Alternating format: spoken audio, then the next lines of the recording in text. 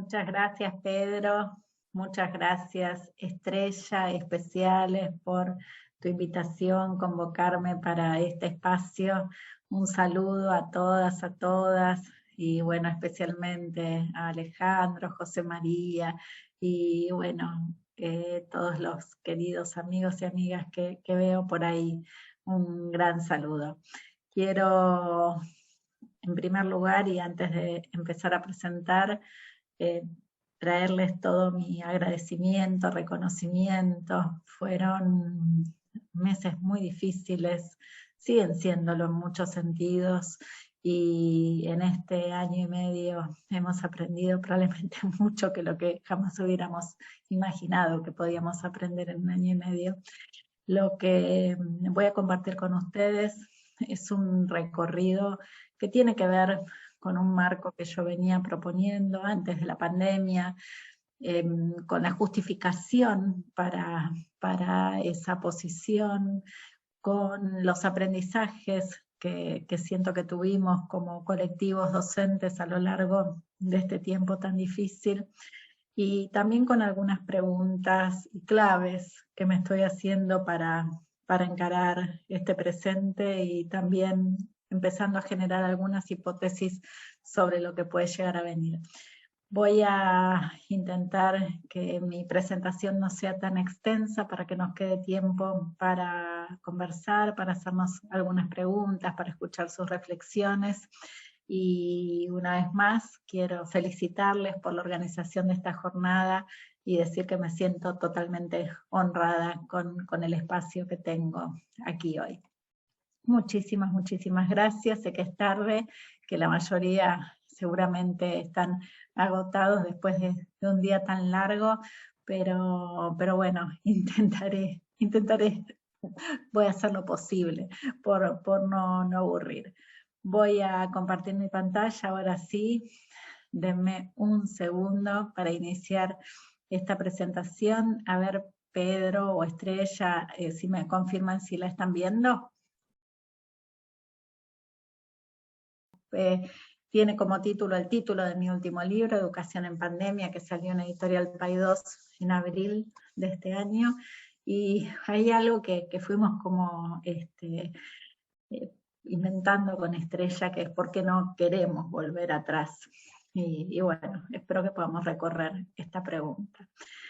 Yo quiero contarles que allá por el año 2015 empecé a hacer un desarrollo en el marco de la materia de Educación y Tecnologías de la Facultad de Filosofía y Letras para la carrera de Ciencias de la Educación, con todo el equipo del movimiento Tecnoedu y el movimiento educativo, que tiene como una marca, y esa marca es reinventar la clase. De hecho, tuve ocasión de estar en algunos de los institutos que están acá presentes hoy y compartir este enfoque.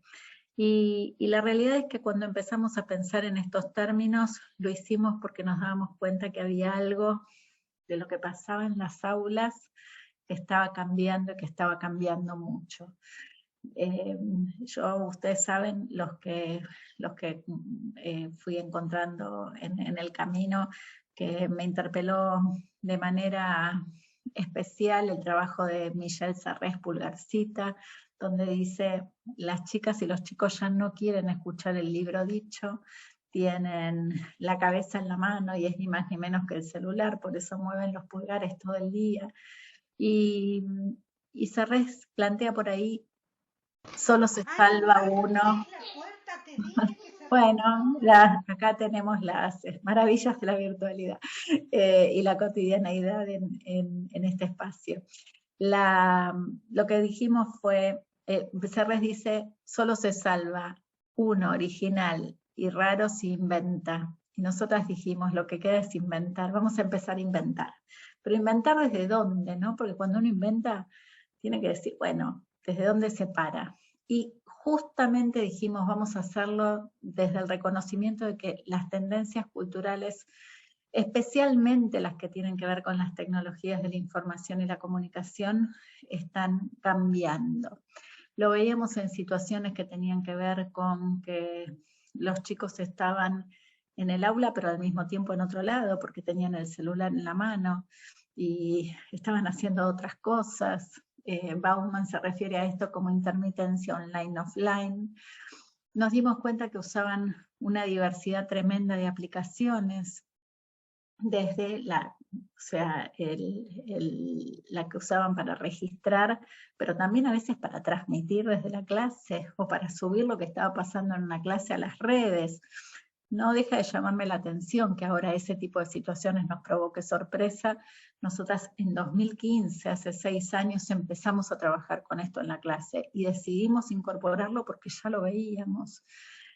Empezamos a trabajar con un reconocimiento de que los relatos de los que participan las chicas y los chicos ya no son lineales, como suelen ser nuestras explicaciones en el aula, sino que van a los saltos en el tiempo. Empezamos a decir, bueno, esto pasa en los videojuegos, por ejemplo, donde los chicos en un movimiento de joystick cambian de un mundo a otro.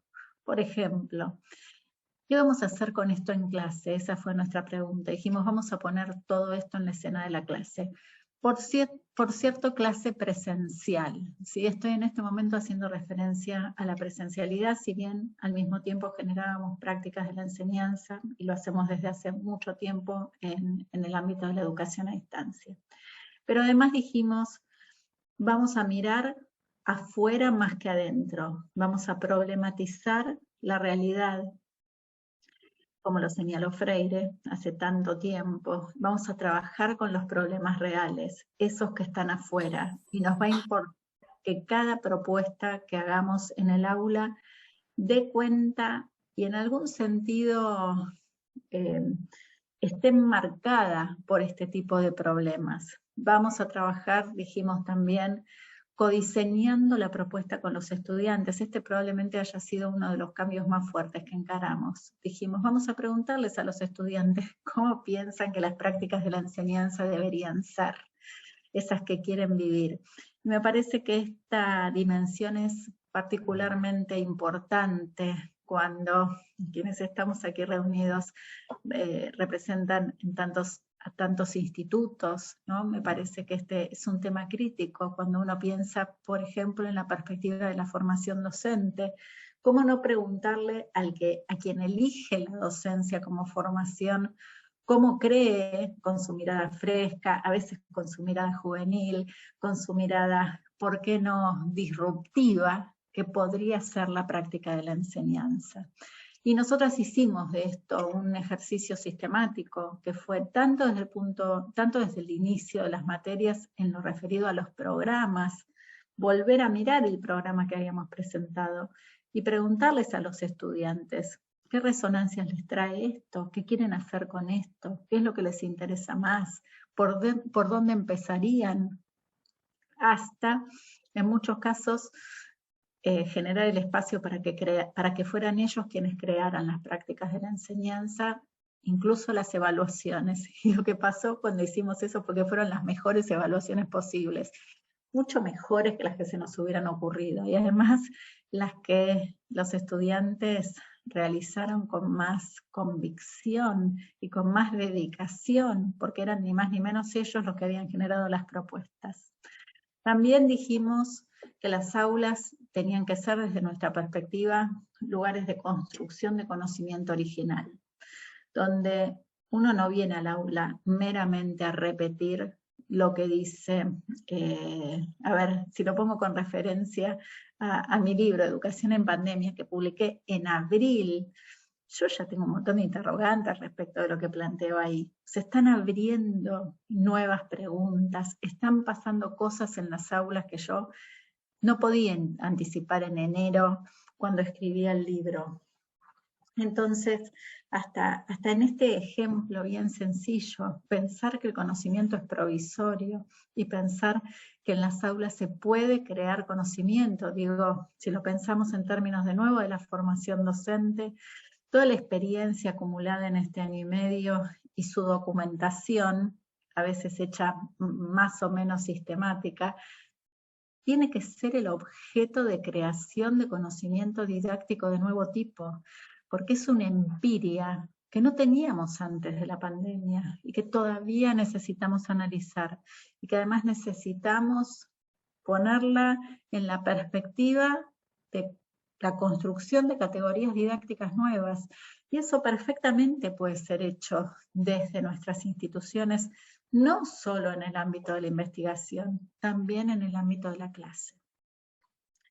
Cuando planteamos todo esto, claramente nos dimos cuenta de que teníamos que documentar estas prácticas y porque eran distintas, claramente. Salían de esa trama donde la explicación está no solo en el centro, sino que ocupa todo el tiempo y todo el espacio. Entonces, documentarlas, reconstruirlas analíticamente, mirar lo que había pasado, comprenderlo, y además de construir categorías de análisis nuevas, decir que las tendencias culturales seguían cambiando, y entonces había que seguir haciendo el ejercicio en algo que denominé didáctica en vivo. Sigamos probando, sigamos jugando, sigamos experimentando y sigamos ayornando el corpus teórico de la didáctica contemporánea. Eso hizo que nuestras aulas lucieran bastante distintas de lo que eran antes de empezar este ciclo. Estuvimos más afuera que adentro, estuvimos en los pasillos. Lila Pinto hace años que viene hablando de la importancia de los espacios intermedios en las instituciones. En el patio, ahora añoramos el patio de Puan y Supino, porque hace 1 año y medio que no estamos ahí. Estuvimos en las instituciones, estuvimos en los museos, en otras organizaciones de la comunidad, y eso generó una suerte de movimiento que nos puso en otro lado.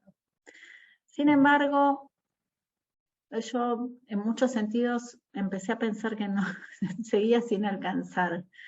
Y bueno, me parece que es lógico pensar eso, ¿no? Porque por lo que es la complejidad de la construcción del conocimiento en la contemporaneidad. Y allá por enero de 2020, parece que pasaron 2 décadas, pero pasó un poco más de 1 año y medio, estaba anticipando lo que iba a ser el año académico y me había conmovido profundamente la lectura de un libro. Entonces, otro libro, siempre libros que conmueven, ¿no? Qué bueno encontrar esos libros para darles a nuestros estudiantes.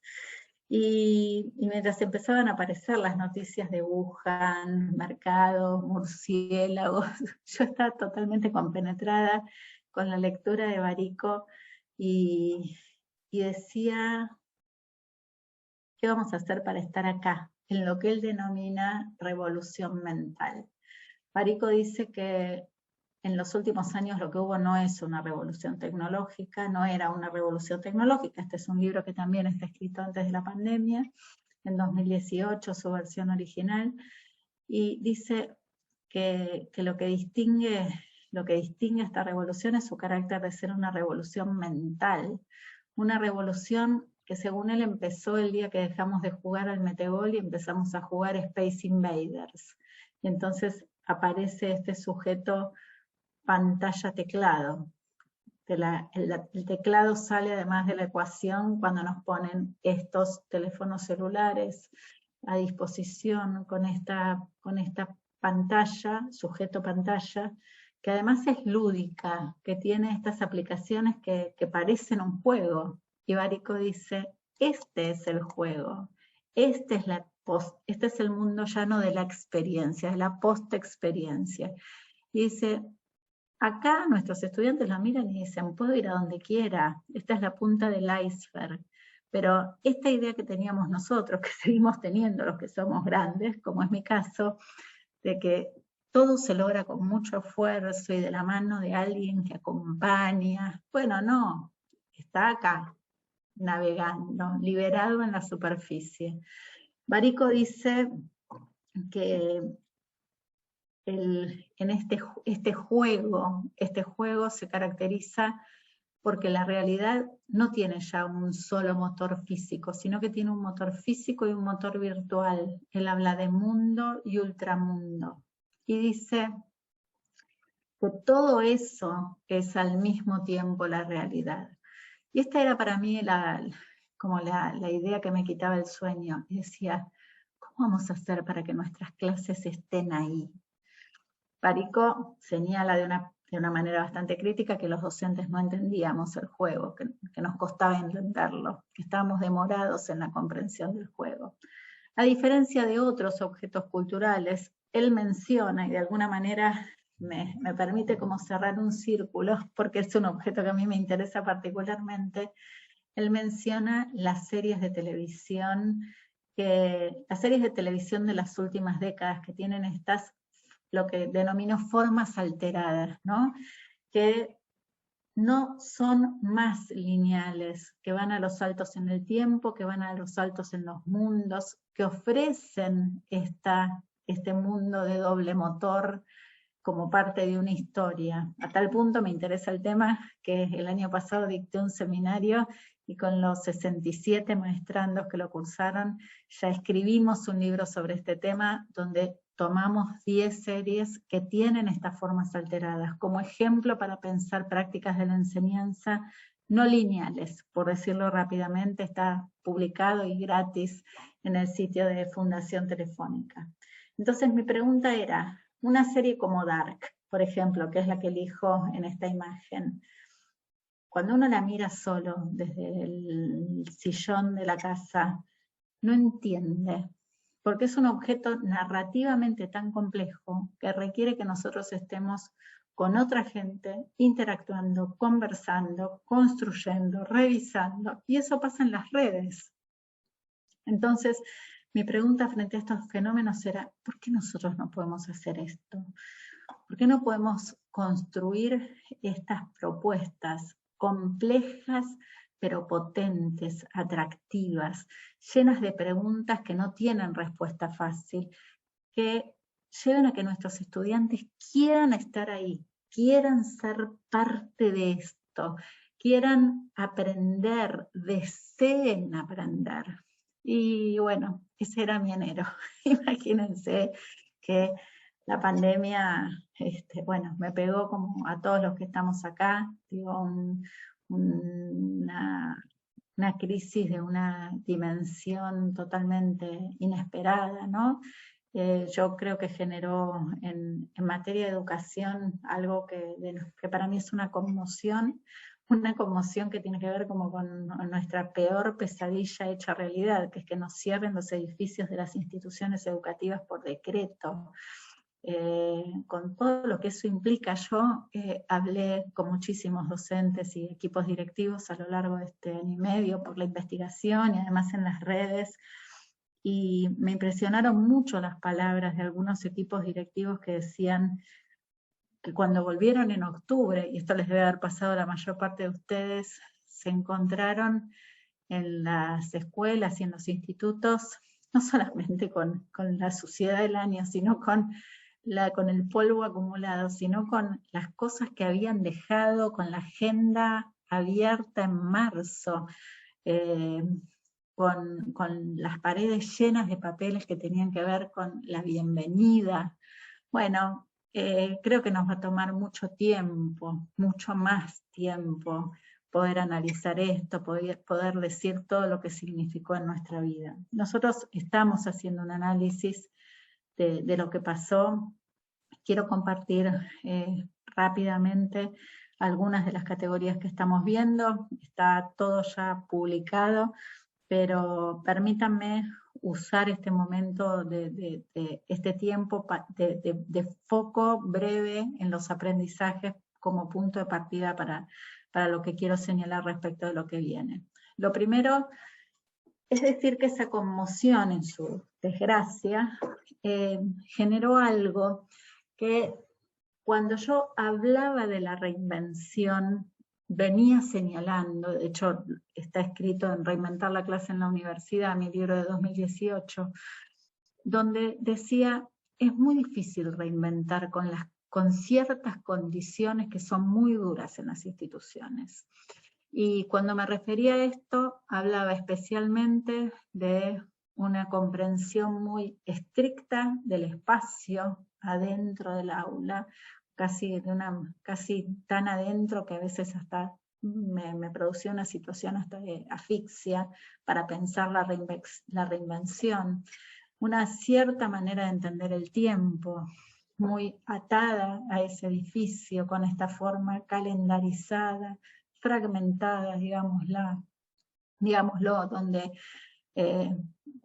lo curricular se organiza sobre una cierta forma, en un punto muy estricta y en un punto muy aleatoria, cuando uno ve cómo se arman los horarios, de organización del tiempo. Y también una mirada sobre lo curricular que operaba como condición restrictiva a la hora de pensar la reinvención, que tenía que ver con lo curricular en términos extensos, en términos también fragmentarios, en términos excesivos, les diría. Lila Pinto, la vuelvo a nombrar, segunda vez en esta charla, decía que además había condiciones que tienen que ver con, que también eran de ese carácter, que había que desarmar para poder rediseñar, que tenían que ver con los vínculos y que tienen que ver con la evaluación.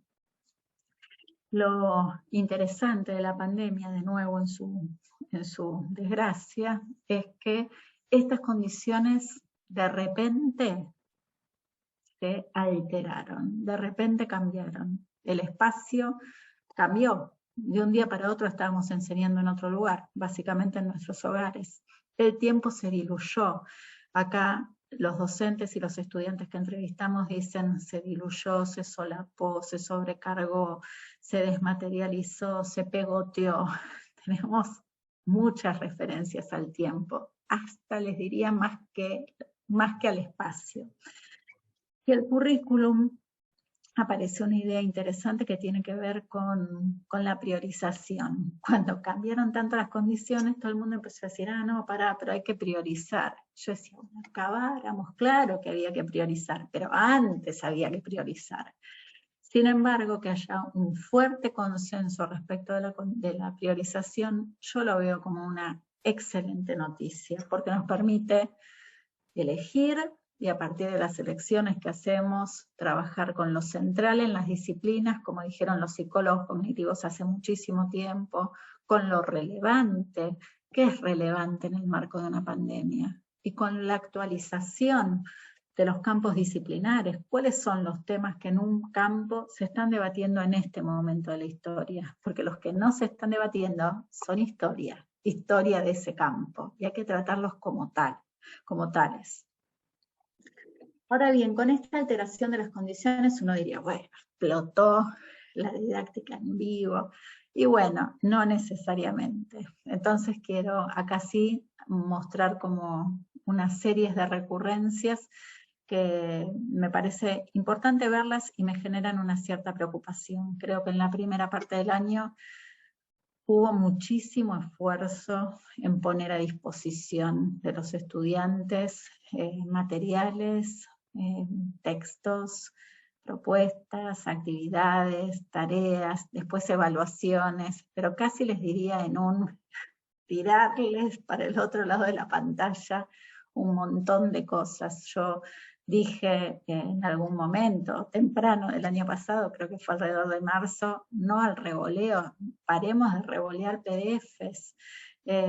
Esto tiene algo interesante, el esfuerzo de poner a disposición. Primero que mucha gente que no sabía ni que había en sus instituciones aulas virtuales, aprendió que había aulas virtuales, que no era tan difícil usarlas, y las usó como vía para poner a disposición.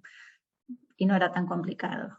Después que este esfuerzo permitió reconocer las deudas en materia de inclusión digital, y como quedó claro que hay unas notorias deudas en materia de inclusión digital, desde las políticas y desde las instituciones se generaron materiales impresos, se generaron propuestas de radio, de televisión, y muchas, incluso vinculadas al uso de los teléfonos celulares, que también tuvieron que ver con mandar cosas, mandar.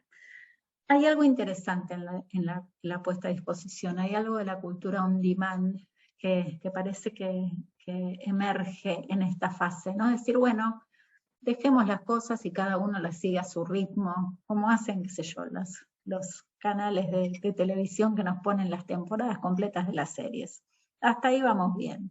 Ahora, si uno traslada la responsabilidad al otro lado de la pantalla, en realidad deja de educar. Y esa es como la parte controvertida. Pero además aparece algo difícil en esta etapa, que es que mucho se manda con carácter individual. O sea, si estas plataformas sirven para algo es para colaborar, fueron concebidas para colaborar, pero se tendió a mandar tarea individual. Y eso después nos volvió, pero como un boomerang, porque los docentes decían, bueno, yo no puedo ni generar tanto material ni evaluar todo el día. Bueno, pero el problema era la propuesta, como estaba concebida, y de nuevo hicimos lo que pudimos, primera fase. Hay una segunda fase que se vincula más con lo que estamos viviendo en este momento, ¿no? Con decir, bueno, pero si nos podemos conectar y podemos hacer encuentros sincrónicos, entonces ahora sí podemos educar. Y de nuevo, relativo. Primero porque gran parte de los encuentros sincrónicos tienen que ver con este formato. Vuelve el busto parlante de la década del 70 en la televisión educativa. Y vuelve el docente al centro de la escena, y vuelve el docente explicando al centro de la escena cosas que en general están en los libros. Y después nos preguntamos por qué los chicos no prenden las cámaras. Bueno, pues no hace falta que las prendan en esa propuesta.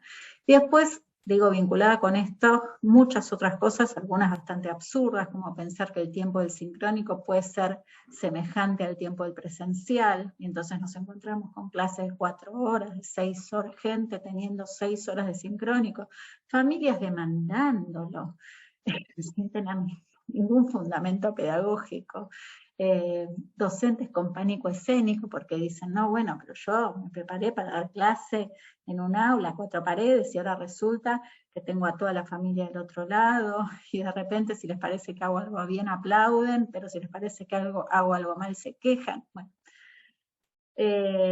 la inauguración de un capítulo de la pedagogía contemporánea en torno de lo sincrónico. De nuevo, hay algo cultural interesante. El año pasado, y todavía, pero más el año pasado, fue el año del streaming, del estar en vivo, el arte, los recitales eran por streaming, los cursos de todo tipo, pero pensar que en este tipo de formato, de tan baja interacción, uno le está sacando el jugo a la propuesta pedagógica, bueno, claramente no. Estas ideas, esta sistematización está hecha en una revista, un artículo publicado en la revista Campus Virtuales, ahí les dejo la referencia, después de un rato si quieren les paso el link. Entonces, ¿qué me preocupa de esto? Bueno, primero aprendimos un montón, muchos de los docentes que entrevisté me dijeron, Mariana, pensamos que iban a ser 15 días, por eso lo planteamos así, o pensamos que iban a ser 2 meses, no pensamos que nos íbamos a quedar 1 año y medio trabajando de la misma manera. A mí me parece que en el transcurso de este año y medio aparecen algunos trabajos interesantes, especialmente crónicas de la pandemia, donde lo que plantea, por ejemplo, Franco Berardi en este libro, El Umbral, es que lo que estamos viviendo que lo que vivimos es una mutación, que no tiene vuelta atrás, aunque abran los edificios de las instituciones educativas, aunque volvamos a la presencialidad plena. Este es un cambio de esos que dejan una marca, como ha habido otros en la historia de la humanidad. Y en otra crónica, en Lo Viral, de Jorge Carrión, me parece muy interesante que él, con el formato de diario falso sobre la pandemia, lo que plantea es que en el transcurso de este año y medio hay como una suerte de conexión entre el virus biológico y el virus informático, que las formas de la cultura que se expandieron tienden a este carácter de viralización, buscan ser virales. Él habla de objetos culturales vagamente identificados. Vuelvo al reconocimiento de las tendencias culturales que planteé hace un rato.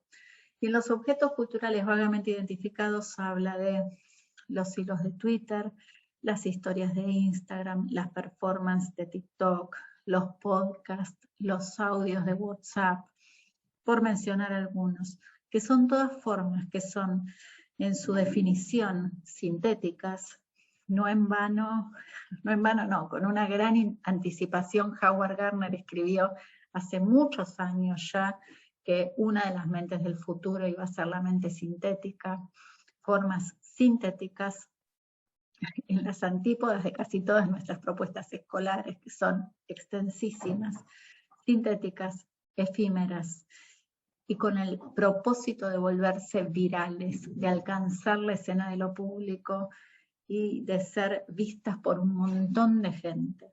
Entonces, la pregunta es, bueno, estas tendencias culturales que emergen en la pandemia, ¿qué nos traen a la hora de pensar las prácticas de la enseñanza? ¿Qué nos vuelven a poner sobre la mesa?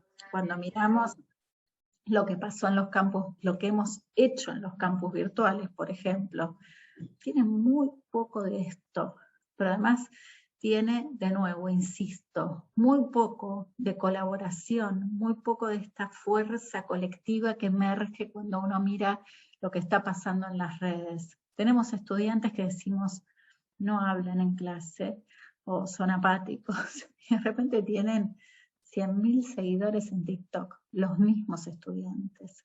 Ahí se produce como un vacío, por decirlo de alguna manera, una distancia que vamos a tener que pensar mucho cómo reponer, cómo trabajar. Para encarar ese proyecto yo quiero proponer un marco, lo propuse de hecho en Educación en Pandemia, que es totalmente provisorio, que puede ser cualquier otro, pero con la profunda convicción de que el momento de la historia que estamos viviendo, y por su carácter de mutación, necesita un marco distinto del que teníamos para pensar la formación antes de que la pandemia empezara. No quiero decir con esto que no haya categorías que sirven, hay categorías que por supuesto siguen teniendo fuerza interpretativa, pero muchas no. Y me parece que necesitamos, y sobre todo aprovechando la oportunidad de ustedes hacen esta jornada maravillosa y cientos de profesionales participando, creo que tenemos que aprovechar estas oportunidades de encuentro para pensar no solo en los problemas que tenemos, no solo en lo que aprendimos, no solo en los protocolos o en el cambio de los protocolos o en la intermitencia que nos plantean en muchas cosas, sino pensar con qué marco vamos a abordar esto que sigue. Bueno, el marco que propongo parte de una premisa, esa premisa tiene que ver con el trabajo de Barico y me lleva a pensar que cualquier práctica que nosotros pensemos de acá en más tiene que ser concebida al mismo tiempo en el mundo físico y en el mundo virtual. Si hay presencialidad plena, qué bien, qué gran noticia, pero igual tenemos que pensar la práctica de la enseñanza con un componente fuertemente virtual. ¿Por qué sigo a Barico? Porque esa es la realidad, porque la realidad dejó de ser solo física hace tiempo. Y cuando pensamos en prácticas virtuales, que por determinadas situaciones siguen siendo virtuales, tienen que tener un componente físico, que es el componente de intervención en el territorio, en la materialidad del territorio, en las organizaciones, en la comunidad, en los problemas de la realidad, que están anclados en cierta materialidad, que pueden ser necesitan ser mirados como problemas, y que desde lo que hacemos en nuestras clases podemos comprometernos a cambiar, a transformar en un sentido positivo, en un sentido de mejor calidad de vida de las comunidades, de mejores oportunidades, de más igualdad, de más justicia.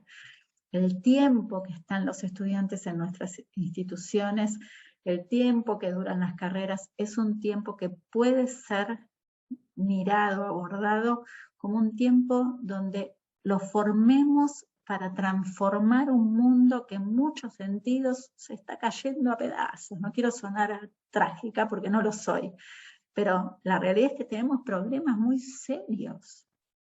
Entonces, ¿por qué no pensar que podemos trabajar, co-crear, intervenir, diseñar para cambiarlos mientras aprendemos? Bueno, en este sentido el eje de este marco está puesto en la producción, en la producción de conocimiento, pero además en la producción de intervenciones de cara a la comunidad, por ejemplo. Nosotros, para mencionar un ejemplo de nuestra materia, cuando en abril del año pasado no teníamos claro ni siquiera si la facultad estaba abierta en la virtualidad, porque todo era bastante confuso. Pero cuando empezamos la materia, en esas condiciones, hablamos con nuestros estudiantes y en una situación de codiseño les dijimos, ¿qué creen que podemos hacer por la humanidad en este momento, considerando que nos formamos como tecnólogos educativos? Y nuestros estudiantes dijeron, y dijimos de acuerdo con ellos, concentrémonos en pensar una política de tecnología educativa para el Ministerio de Educación, que está arrancando en el medio de este lío a pensar qué políticas va a hacer. Y a la segunda semana de cursada estábamos hablando con la Directora Nacional de Educación Secundaria del Ministerio de Educación y nos planteó los interrogantes, las cosas que estaban encarando, sus preocupaciones, sus preguntas, y con todo eso nos fuimos a trabajar durante un mes. Los estudiantes se tragaron el libro de Barico porque iban a volver a reunirse con las autoridades y querían estar preparados, deseaban hacer ese trabajo. Y bueno, nos reunimos y estoy convencida que muchas de las cosas que plantearon nuestros estudiantes desde su producción, alimentaron la construcción que hicieron algunos equipos en el ministerio. Cuando terminó la materia y les preguntamos qué les había pasado con la materia, ¿no? En el medio de tanto lío, los estudiantes dijeron que en ese momento, en abril, donde nada estaba claro, trabajar en un proyecto que miraba para afuera, que los comprometía con la política, que los ponía a producir creativamente, que los obligaba a estudiar, era lo mejor que les había pasado y había sido el mejor momento de la materia. De nuevo, anclado en la realidad, anclado en el momento, planteado en tiempo presente, no tratando de que los chicos repitieran Barico de memoria. Si no había una razón que lo justificara, no lo iban ni a abrir en el medio de ese lío. Pero la razón se los dio la complejidad de la realidad y creer cabalmente que podían intervenirla con una idea, con un boceto, con un prototipo. Cuando uno plantea este trabajo, bueno, hay otras dimensiones que se acomodan, ¿no? La colaboración es la central. ¿Quién podría resolver solo la política TIC del Ministerio de Educación? Ni el propio ministro. Necesita articulación, esfuerzo, colaboración. Y poner a los estudiantes en la escena de la colaboración es ni más ni menos que formarlos para todas las maneras en las que van a ser parte de inteligencias colectivas en los próximos años y cuando se incluyan en el mundo del trabajo. También se redimensiona el encuentro, porque si uno está en modo producción ya no se encuentra para escuchar lo que el docente dice que dice Barico. Se encuentra para traer su idea, para traer su boceto, para revisarla, para discutirla con las autoridades, para mostrársela a otro especialista en tecnología educativa, para intercambiarla con otro grupo y darse feedback cruzado. El encuentro, ya sea que ocurre en la presencialidad o en la virtualidad, adquiere otro sentido. Y es un encuentro que vale la pena vivir, porque no es la repetición del texto. Porque además si fuera la repetición del texto, bueno, es mejor que hagamos videos, no que hagamos encuentros, o audios, podcast. Y además se altera la línea de evaluación, porque y sobre todo trabajando en el ámbito de las plataformas, mucho de lo que los estudiantes van produciendo, aunque fuera por WhatsApp, lo vemos a diario. No necesitamos estar todo el tiempo evaluando para ver si están haciendo lo que tienen que hacer. Miramos y decimos, no, por acá no es, voy a intervenir. Les voy a decir, hagamos una tutoría. Les voy a decir, chicos, no, vayan y lean este otro texto. Miramos y si está bien, reconocemos, celebramos, decimos que es genial, y si no está bien, nosotros somos quienes tenemos que ajustar la propuesta, porque en definitiva la evaluación es eso, ¿no? Es lo que hacemos para mejorar nuestra propuesta, porque necesitamos que los estudiantes aprendan lo que tienen que aprender. no que se queden afuera del sistema porque los evaluamos. Bueno, y estoy trabajando con una idea de planificación para acompañar este marco, que es la idea de ensamble. En lugar de pensar como la planificación de la enseñanza desde una perspectiva lineal, pensar más en los términos de un ensamble para mí es pensar como una suerte de escultura, un ensamblage, que va ganando volumen a medida que ponemos diferentes tipos de texturas, diferentes materiales, y además metemos muchas manos. Estos proyectos no son proyectos que podemos hacer los docentes en soledad, los hacemos en articulación con otros docentes, en el marco de las instituciones, poniéndonos de acuerdo, pero también con los estudiantes y también con otras organizaciones, porque cuando yo planteo generar una propuesta de una política TIC para la pandemia, tengo que articularme con el Ministerio de Educación y tengo que ir al Ministerio y pedirles por favor que me ayuden en un proyecto pedagógico. En general la gente tiende a decir que sí, cuando uno pide ayuda o articulación respecto de un proyecto pedagógico. Quiero, a ver, una repasada rápida. Creo que en la virtualidad y en la presencialidad sigue siendo totalmente central que partamos del punto que es construir un colectivo que va a aprender juntos, nosotros, ¿no? Que nos distinga donde sepamos quiénes están, quiénes estamos del otro lado de la pantalla. También quienes estamos en las aulas físicas, ¿no? Tengo la sensación de que la mirada nostálgica sobre lo que pasaba antes de la pandemia a veces nos lleva a pensar que teníamos unos vínculos maravillosos con los estudiantes. Bueno, hay que preguntarles a los estudiantes. Yo siento que se habían producido situaciones de mucha distancia y que a veces estas diferentes formas de encuentro que estuvimos ensayando nos pueden ayudar a construir una cercanía más genuina. La redefinición del tiempo, el minimalismo curricular, el carácter del vivo, que es un momento que tiene que valer la pena vivir, porque el corazón de la propuesta no es el vivo y no es la explicación y no es el saber construido, es la producción de algo original, de algo que no estaba antes de venir a clase, que no estaba antes de empezar el curso, que no estaba antes de empezar la carrera.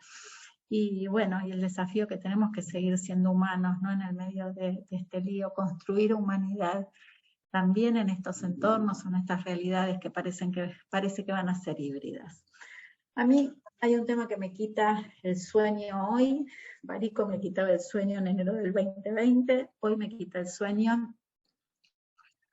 El hecho de pensar que lo que era hegemónico antes de la pandemia eran formas de hacer la clase, las prácticas didácticas que eran clásicas desde la perspectiva de la construcción del conocimiento, que seguían estando centradas en el eje, el eje que queremos desmontar, explicación, aplicación, verificación en la evaluación.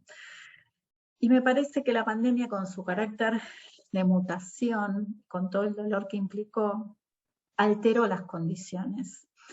Pero que, como que en la primera pasada, que para mí es el año 2020, nuestros esfuerzos, primero de nuevo, tuvieron que ver con la puesta a disposición y después con lo sincrónico. Pero que en 2021, con todo lo que ya habíamos aprendido, se abrió la chance de empezar a experimentar y de alguna manera las burbujas y todas las decisiones raras que transitamos este año, con su intermitencia, nos empezaron a ayudar a pensar en esto que a la vez puede ser físico y virtual. Entonces, me parece que ahí se están armando propuestas interesantes que necesitamos documentar, que además creo que vamos a necesitar defender, porque una de las cosas que se plantean estos días, y hablando con directoras, me han dicho, volvemos a la presencialidad plena, nos va a succionar y vamos a volver a hacer exactamente lo que hacíamos en 2019. Yo creo que lo que hacíamos en 2019 no solo era en general clásico desde una perspectiva pedagógica y didáctica, sino que además era expulsivo, que en muchos casos dejaba a la gente afuera del sistema. Y si hay algo que la pandemia nos enseñó, es que podemos hacer no solo las cosas de otra manera, sino las cosas de muchas otras maneras al mismo tiempo, conectando de modos distintos con la diversidad de nuestros estudiantes. Entonces la pregunta es, ¿vamos a dejar que la presencialidad nos succione? Yo no quiero que pase eso, pero no quiero que pase eso porque la realidad no es más solamente física. Y si nosotros creemos que la realidad es solamente física, estamos generando propuestas que no son inclusivas, aunque declaremos que son inclusivas, porque no están preparando a los estudiantes para la complejidad de la construcción del conocimiento en este momento de la historia, y para enseñar esa complejidad de la construcción del conocimiento en este momento de la historia y en los que vendrán. Entonces creo que hay que defender la alteración de las condiciones, en materia de tiempo, en materia de espacio, en materia de currículum, en materia de evaluación, y darnos el tiempo para hacer construcciones distintas, que sean más inclusivas que lo que eran nuestras propuestas antes de la pandemia. Algunas claves para ir cerrando. Creo que esto no es sencillo, creo que esto requiere construir acuerdos de nuevo tipo, dialogar mucho al interior de las instituciones, ponernos de acuerdo. Estoy haciendo un ejercicio con una institución educativa, un poco de pensar cómo quieren seguir, y después de varias sesiones lo que escucho es que cuando hablan de ciertas palabras dicen ni siquiera estamos pensando lo mismo. No estamos pensando lo mismo cuando hablamos de vínculos, pero además no nos conocemos. O sea, creo que tenemos como que usar en este caso también las fuerzas que da el encuentro en la virtualidad para construir mejores acuerdos al interior de las instituciones, a partir del diálogo y a partir del reconocimiento de que el otro no necesariamente ni piensa lo mismo que yo, ni trabaja igual que yo. Creo que hay una enorme posibilidad en lo que emerge en la pandemia, que es la docencia como acción colectiva. Yo creo que el último año y medio nos hemos pasado hablando sobre qué hacer en las prácticas de la enseñanza. En algunos casos nos hemos ayudado solidariamente, docentes que porque entendían de tecnología salieron a ayudar a otros que no entendían de tecnología, pero que se pusieron a dar clases juntos y se dan cuenta de que tuvieron muchas mejores clases que las que tenían antes. Creo que en algunos casos, bueno, las estructuras departamentales ayudan, o las cátedras, pero en otros casos hay que juntarse con otro docente que da solo la materia, igual que yo, y de eso puede emerger una fuerza distinta para pensar la práctica de la enseñanza y hacerla. Creo que, y esto me parece que nuestros estudiantes ya lo entendieron, que nos va a empezar a aparecer algún tipo de presión por este lado, que no todos, si aprendimos todo lo que aprendimos, ya no, me parece que no corresponde ofrecer un único camino.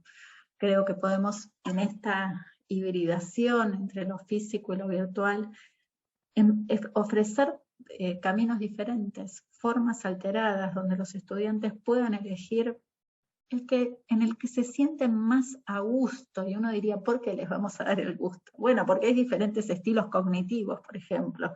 Hay toda una biblioteca de fundamentos en la psicología cognitiva. ¿Por qué no dar diferentes posibilidades si ahora aprendimos a trabajar de diferentes maneras?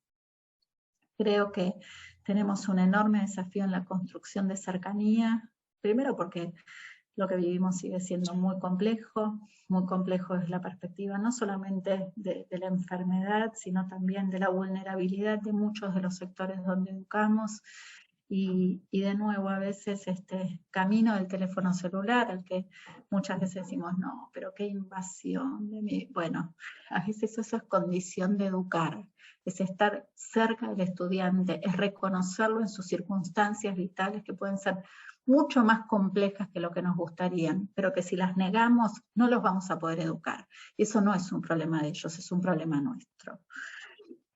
Blindar la continuidad a como sea. Creo que cuando pensamos como con esta premisa de al mismo tiempo, lo que estamos garantizando es que más allá de que haya un rebrote, esperemos que no lo haya, pero si lo hubiera, nosotros tenemos que seguir teniendo una propuesta en la mano de nuestros estudiantes. No vamos a poder decir que no sabíamos cómo hacerla o que no sabíamos que estas cosas podían pasar. Entonces, pensar una propuesta que juega en los dos planos creo que nos ayuda a blindar la continuidad pedagógica con las circunstancias que nos toquen. Y también hay un punto en el que siento que tenemos y podemos que volver a apasionarnos, ¿no? Creo que estamos agotados, desgastados, tensionados. Sé que las presiones en las instituciones fueron grandísimas, pero creo que la puerta que se abrió en términos de poder experimentar, de poder pensar que podemos tener prácticas de la enseñanza más contemporáneas, que no solo sean interesantes para nuestros estudiantes, sino para nosotros, donde quienes formamos docentes sintamos que estamos a la altura de las circunstancias, en este momento de la historia, y que podemos crear algo que puede en serio mejorar las propuestas y las prácticas de la enseñanza. Creo que es emocionante. A mí yo lo vivo con una perspectiva de pasión. Me gusta entregarme a ese juego, quiero jugar ese juego, quiero seguir eligiendo este camino de la docencia, pero entendiendo que hay una mutación y que las circunstancias son muy diferentes, asumo que me tengo que reinventar y estoy trabajando duramente para poder hacerlo. Y eso también me apasiona. Creo que en el medio de una situación tan difícil, donde escuchamos tantos debates binarios respecto de la educación, que los que estamos acá sabemos que es bien compleja.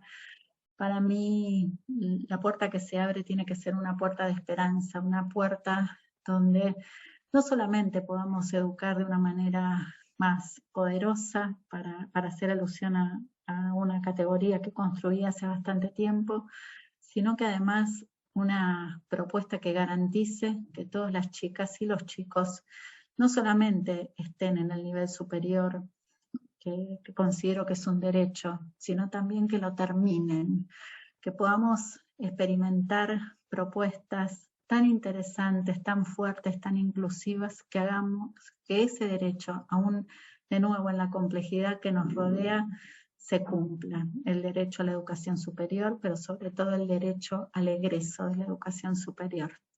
Y bueno, con esta esperanza termino mi presentación, vuelvo con ustedes y encantada de escuchar las preguntas o comentarios que tengan. Muchas gracias.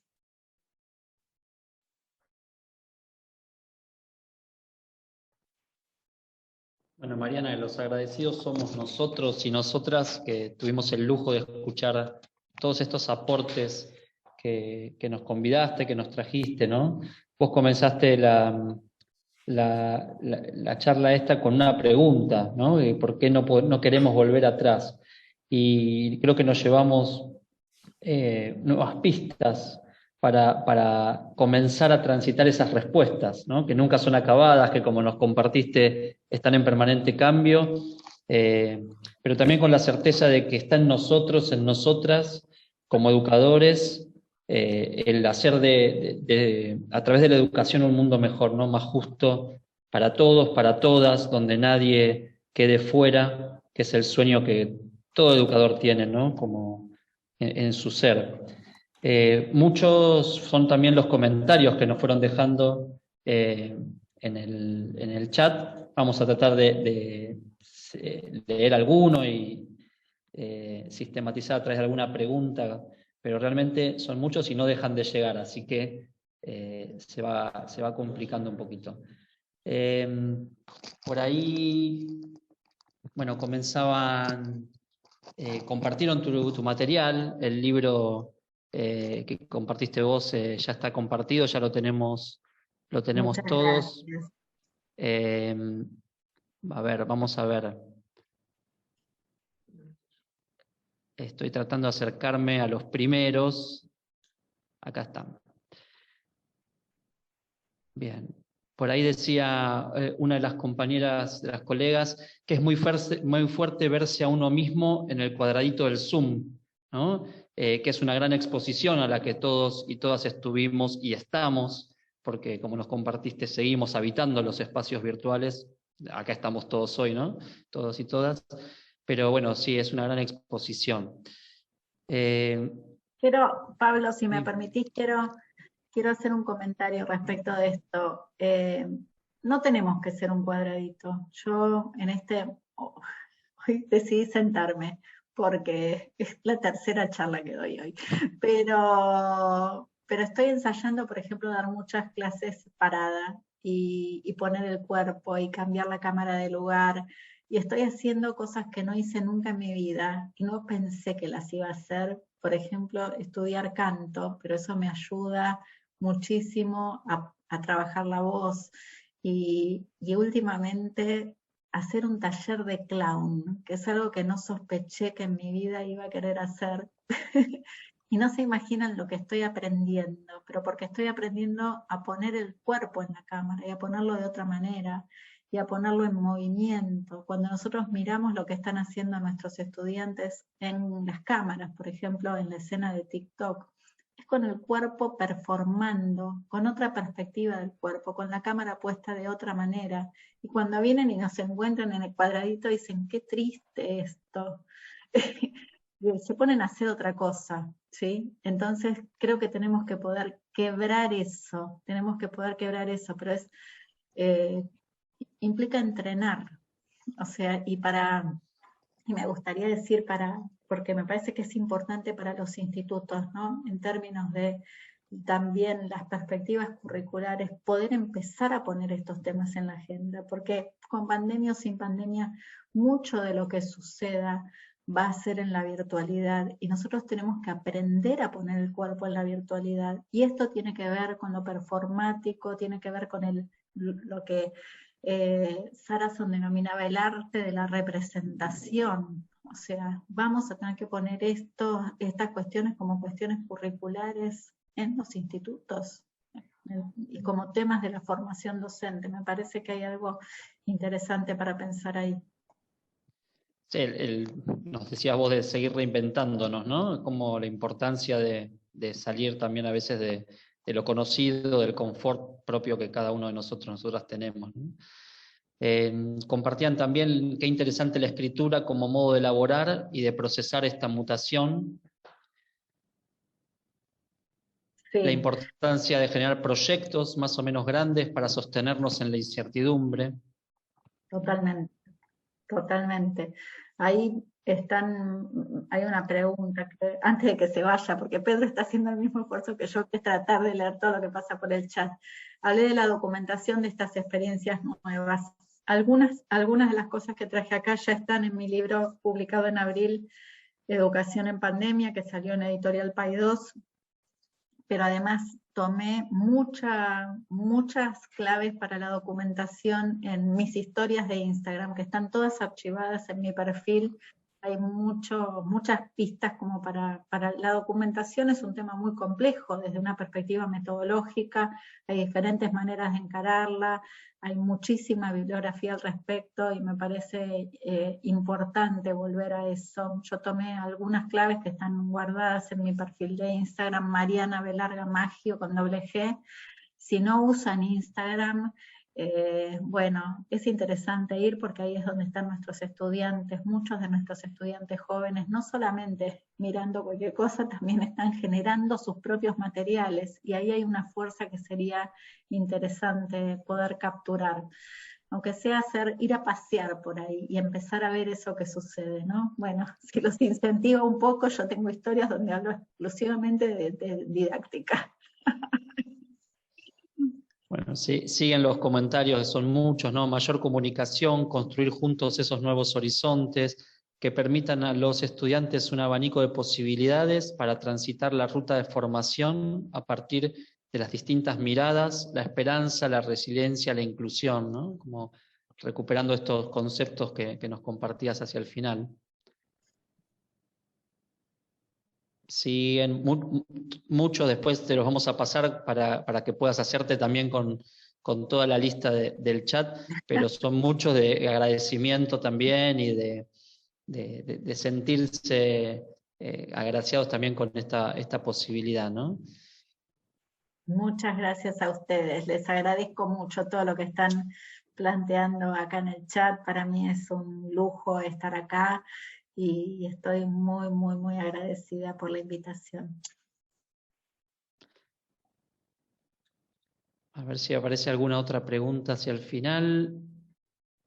Es muy interesante y desafiante pensar modos de invitar a nuestros estudiantes, especialmente a los que se están formando para ser maestros, a trabajar sobre propuestas pedagógicas que incluyan el componente virtual y las prácticas alteradas. Acá, Pedro, me acordé, me haces acordar con este comentario de algo que me pasó mucho el año pasado, ¿no? Fundamentalmente en las historias de Instagram, había muchos compañeros de la formación docente que hacían abril, mayo, me decían, ¿qué vamos a hacer con las prácticas? ¿Qué vamos a hacer con el espacio de las prácticas? Era como la pregunta de ese momento. Y yo decía, estas son las prácticas. O sea, y creo que nunca tuvimos mejor chance en un punto para experimentar en el plano de las prácticas, porque los docentes que están a cargo de las aulas no tenían claro lo que estaban haciendo tampoco, o estaban en este modo prueba, ensayo, experimento. Entonces, qué gran oportunidad la alteración para formarse, ¿no? Ahora yo digo una cosa, discúlpenme, tal vez voy a sonar un poco fuerte en esto que voy a decir. Si nosotros planteamos 2 años, 3 años de formación con todas las teorías pedagógicas que son pre-pandemia respecto de lo que sucede en el aula, y después queremos que la gente vaya y haga alteraciones, probablemente estemos perdiendo el tiempo. Necesitamos desde el primer día de la formación empezar a incubar proyectos, propuestas experimentales que estén encarnadas en aulas reales y que se documenten y que se analicen y que den lugar a las creaciones estas teóricas de nuevo tipo.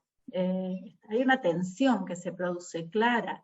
O sea, cuando yo miro incluso mis propios desarrollos en materia de didáctica, de antes de la pandemia, los miro y digo, bueno, hay algo de esto que sí, capaz tiene sentido, pero hay un montón que hay que actualizarlo con todo lo que estamos viviendo. Y qué mejor que hacerlo desde el primer día en que los docentes en formación entran al instituto. Qué oportunidad. Y en la misma línea, Estrella compartía desde su área, ¿no? Hay que pensar en el lenguaje, en los cambios en el tipo de lenguaje que se utiliza en las propuestas virtuales y presenciales. Una propuesta multimodal con incorporación de lo sonoro, del arte, del lenguaje de las redes sociales, potencia la capacidad de comprender y producir en los estudiantes. Totalmente, totalmente.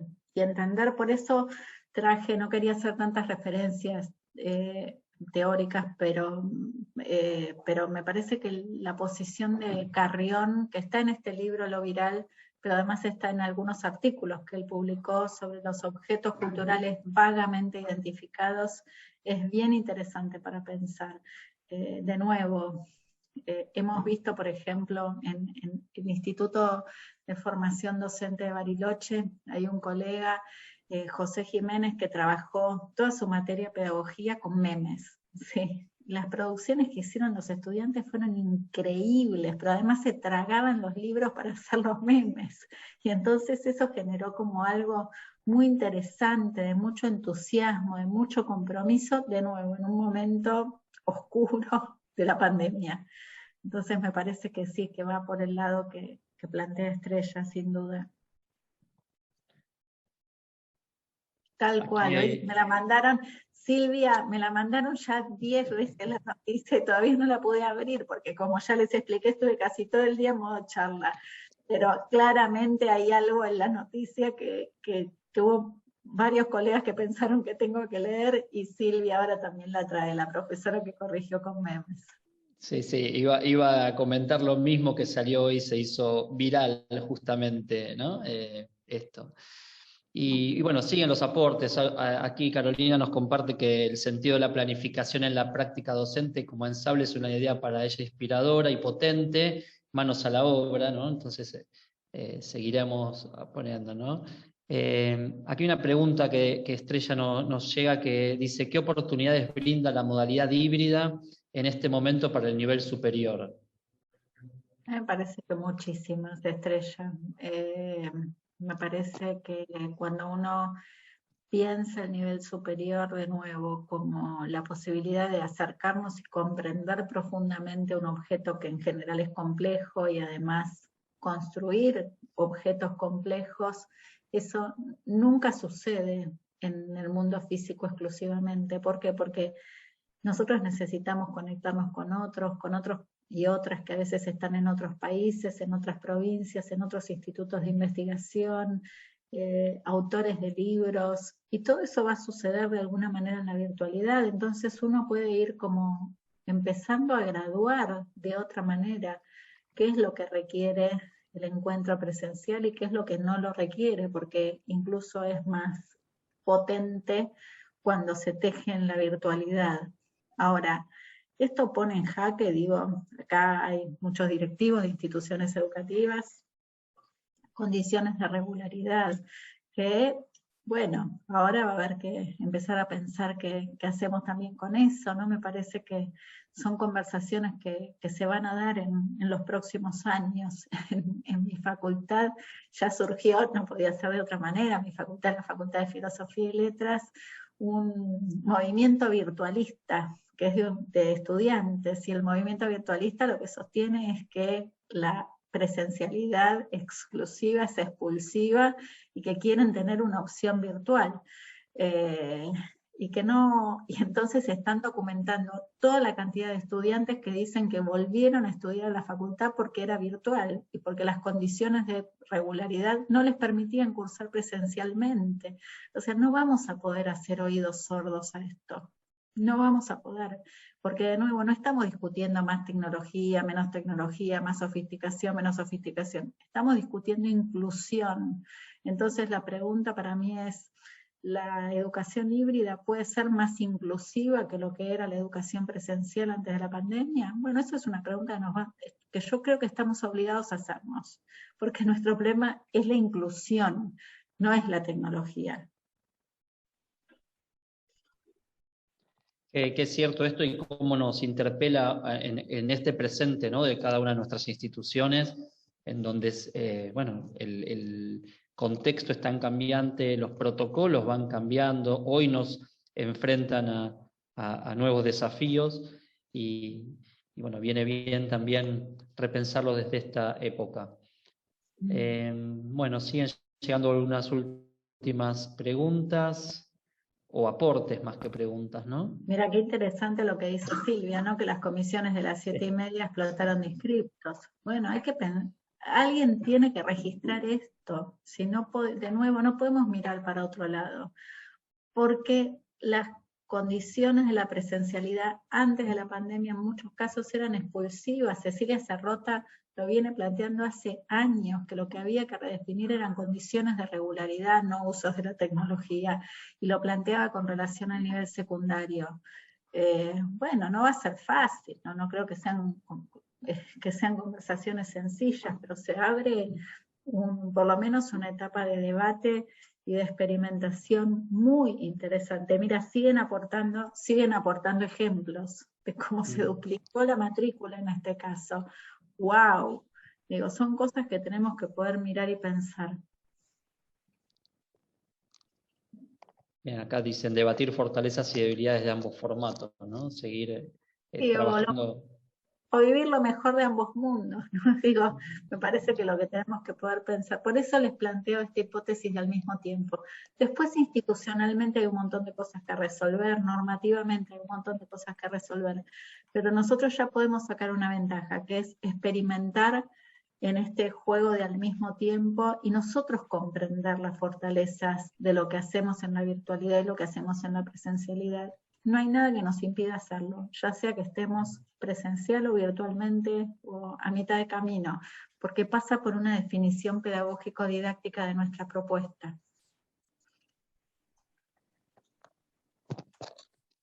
Bien, Bien. bueno, nos conmoviste, Mariana, también con que dijiste, qué tarde, cuánta gente, Estrella. ¿viste? No, esto es un éxito total, te lo estoy diciendo ya, un éxito total.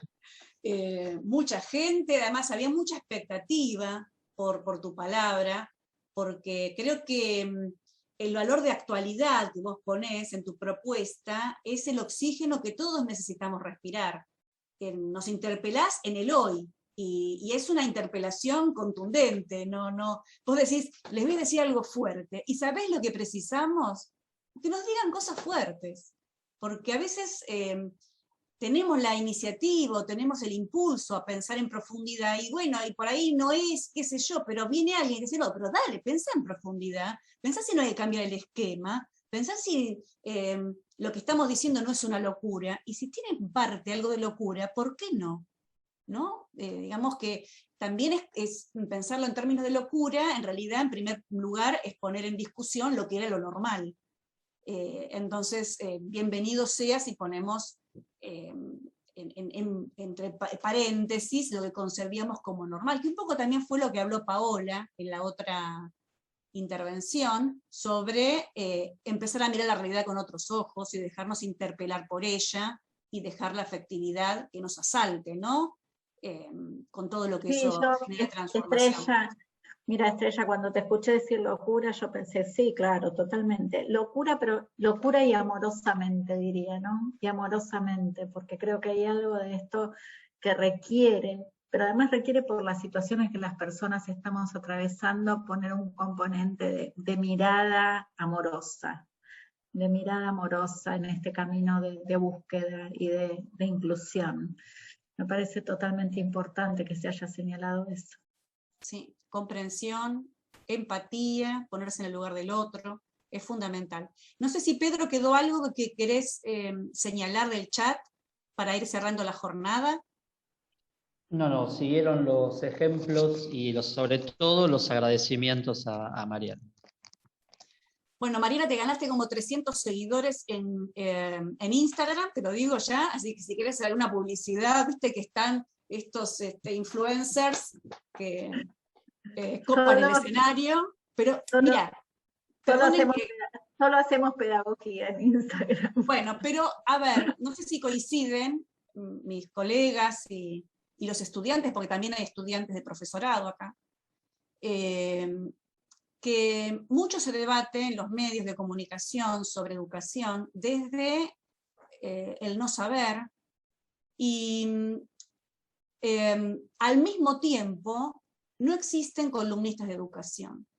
Por eso que Mariana tenga un espacio en las redes y pueda hacernos pensar, creo que es un aporte súper valioso. Yo siempre me pregunto si la educación es algo tan importante para la sociedad, ¿por qué hay columnas de economía, columnas de deportes, columnas de cocina, columnas de tecnología en general, para decir cuál es el último celular, pero no hay columnas de educación en todos los programas? Entonces, ¿cuál es la mirada que tiene la sociedad sobre la educación? La misma del siglo XIX, lo estoy diciendo con una hipérbole, ¿no? Pero las discusiones pasan por los chicos están adentro del aula o afuera del aula, no por cómo aprenden los chicos, en qué cultura viven los chicos, cuáles son sus intereses. Entonces hay como un doble juego ahí, donde faltaría un poquito más de honestidad social para decir si realmente nos importa la educación o no. Entonces, que Mariana tenga un espacio en las redes para seguir discutiendo y que tenga 300 seguidores, 500 seguidores, de algún modo sería también un aporte nuestro para que la educación realmente sea un espacio de discusión y tenga protagonismo. Y no nos vayamos del eje. Que el eje ahora pasa por decir, ¿cómo volvemos a las aulas? Esto que decía Mariana recién, ¿cómo vamos a hacer para que quieran estar en el aula? Porque no podemos divorciarnos de lo real. Entonces, serás una influencer de la educación y como tantos otros, ¿no? También colegas tuyos que publican y que generan este espacio necesario y honesto y amoroso, como dijiste.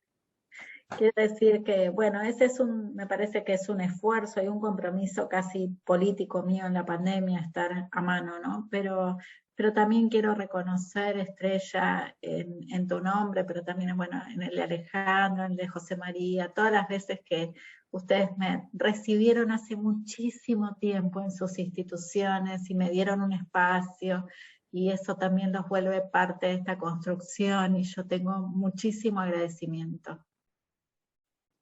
Muchísimas gracias, Mariana, nos sentimos más que honrados. Así que bueno, estimada gente, ha sido realmente un broche de oro, y los animamos a que pongan en práctica todas estas palabras que llevan a la acción realmente de Mariana, estos marcos, porque nos ha dado marcos, puntos de partida, para pensarlos en comunidad, porque realmente el pensamiento que realmente va a transformar a la educación va a ser un pensamiento colectivo. Es un momento de la historia de la cultura donde se piensa en forma horizontal.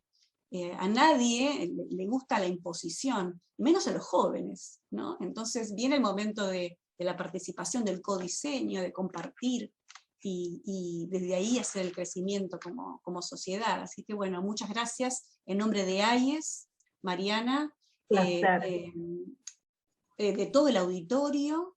Quiero agradecer también, obviamente, al Instituto Ort, que nos brindó su hospedaje virtual, también a Paula del Bosco, que participó antes y ya se retiró, a Marta Molière, que hizo de coequiper con Paula del Bosco, y a tu interlocutor, que fue Pedro Rivet, Gracias, Pedro. Bueno, no, Pedro un divino. Excelente, Pedro, también. Y a todos los que participaron en el chat, que te siguen agradeciendo y un abrazo, diciendo cosas preciosas. Sí, tengo ex estudiantes, Claudia, un abrazo enorme. Bueno, gracias a todas, a todos, gracias a vos, Estrella, Pedro, y a todas y a todos por sus comentarios y sus preguntas, que me las llevo, y sus reflexiones. Gracias, un abrazo. Por favor.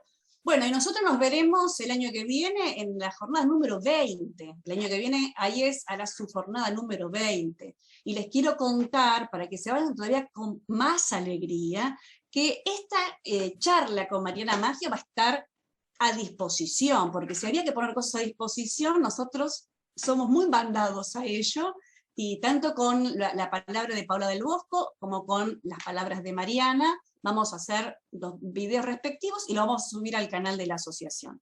Les mandamos un cariño enorme, les deseamos que terminen el año de la mejor manera, recibiendo a sus estudiantes en las instituciones, porque sabemos que todas las instituciones están haciendo eso, de manera más plena, menos plena, pero siempre con estos interrogantes de los que hablaba Mariana, y que, bueno, cuando venga fin de año los encuentre reunidos en familia, en paz, y disfrutando de los afectos que realmente redescubrimos en esta pandemia como la esencia de la vida, ¿no? Lo que realmente nos hace cada vez más humanos. Bueno, será hasta el año que viene, y por mi parte los saludo en nombre de la asociación y de todos los rectores y rectoras que la conforman. Muchas gracias por todo. Adiós. Abrazos, gracias. Adiós. Abrazos. Gracias. Muchas gracias. Muchas gracias. Buenas noches. Gracias. Gracias. Buenas noches.